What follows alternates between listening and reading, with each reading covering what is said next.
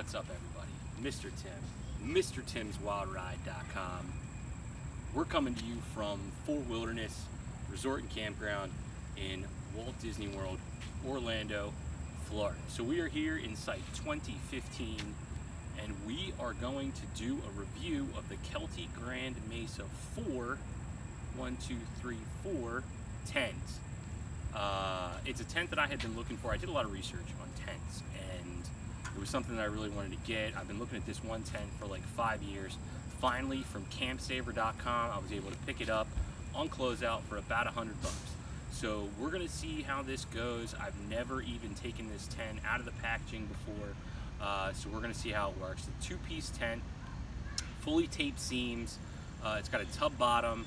It's ventilated, it has a rain fly. I'm really excited. It is August, it's Florida. If it's not raining right now, which it kind of is, it will be raining later. So, I'm excited to kind of get it up so I have a dry place to kind of sit when it inevitably starts raining in about 15 minutes. Okay, so we've kind of, for the most part, we've unpacked the tent's core components.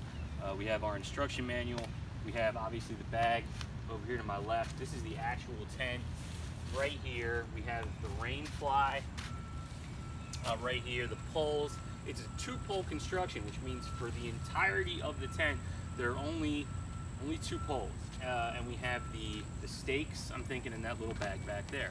So this tent, you can buy from Kelty a footprint, which is essentially something that goes underneath the tent to kind of protect that bottom from the sandy area here.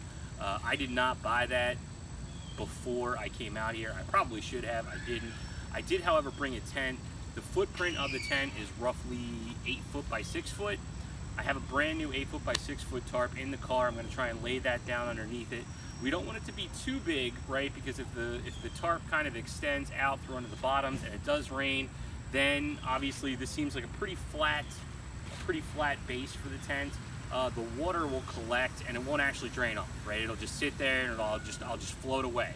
Mr. Tim will just float away out of the campground. So hopefully it all kind of fits and it works out.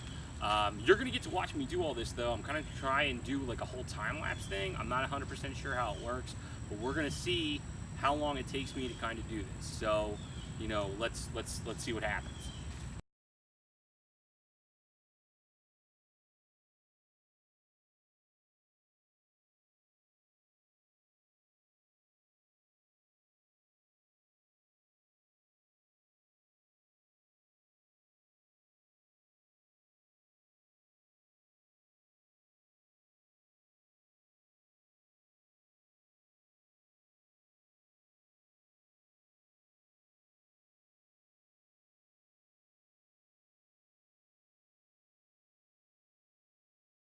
All right, so as you can see, it wasn't super hard to set up. It was actually easier than I thought it was going to be. I mean, I still have some guidelines to put on there, but really, I mean, in the environment that I'm going to be in, I probably don't even need guidelines, to be totally honest. I really don't think the wind's going to get up to a point where I'm going to have to worry about it blowing it away, especially being, there's going to be like a sleeping bag or whatever in there.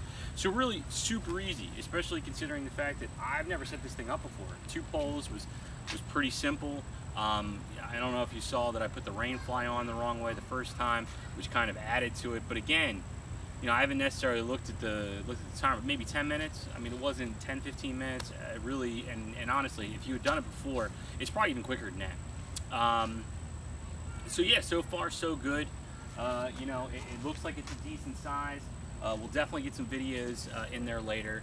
So look forward to kind of a summary of its overall performance here over the course of the next 2 nights. It's supposed to clear up here actually, so I might not even get a ton of rain. I'm kind of hoping I do, just to see what it's like. So hope you enjoyed that.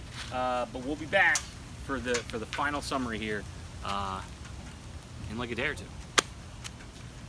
All right, so we're in the tent, and it went pretty smooth. I undid the rain fly, undid the interior compartment panel. Not compartment panel, but panel. You can kind of see that right there. Undid that, kind of got in here, shuffled in, took my shoes off. And then, you know, here I am, just living in the lap of luxury, as one would expect when Mr. Tim goes bramping. So far, rave reviews for the Kelty Grand Mesa 4. I don't think I'm going to need the sleeping bag, though, because I'm pretty sure it's 120 degrees in here. But that's okay, because a healthy glisten is fine for appearance's sake. So I hope you have a good... I'm going to probably try and, you know, shut my eyes here for an hour. You have a nice... We'll be back. We'll be back in an hour or so.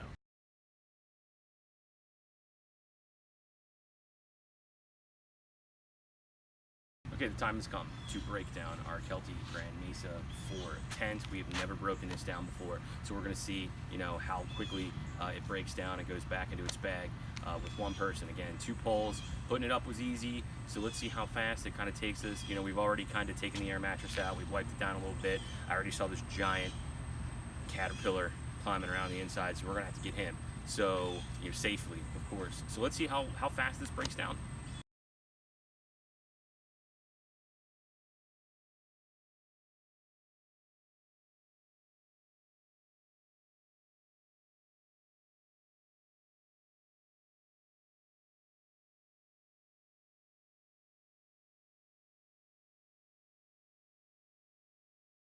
Okay, so we finished kind of getting all of the component parts of the tent broken down back inside its bag.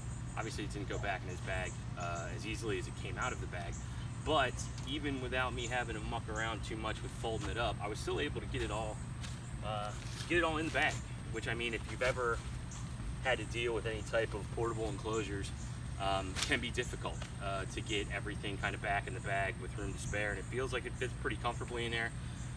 The only thing I really tried to do was, when I was folding up the mesh part, the exterior part of the tent, well, the interior vestibule thing, I guess, was to make sure that I kept that netting kind of wrapped up in that 3 mil thick bottom, which, I mean, again, it worked pretty good. I don't know. I didn't find my little, my caterpillar friend. I don't know where he is.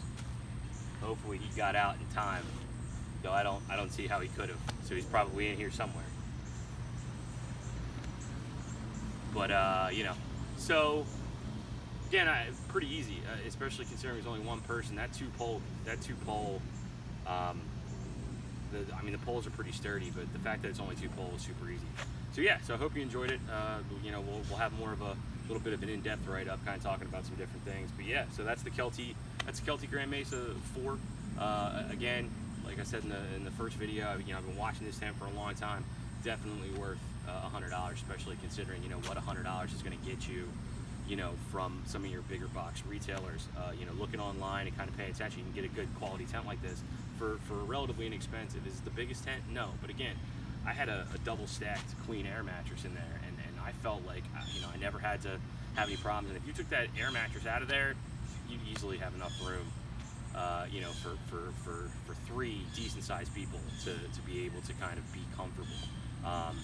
So yeah, so that's the Kelty Grand Mesa 4.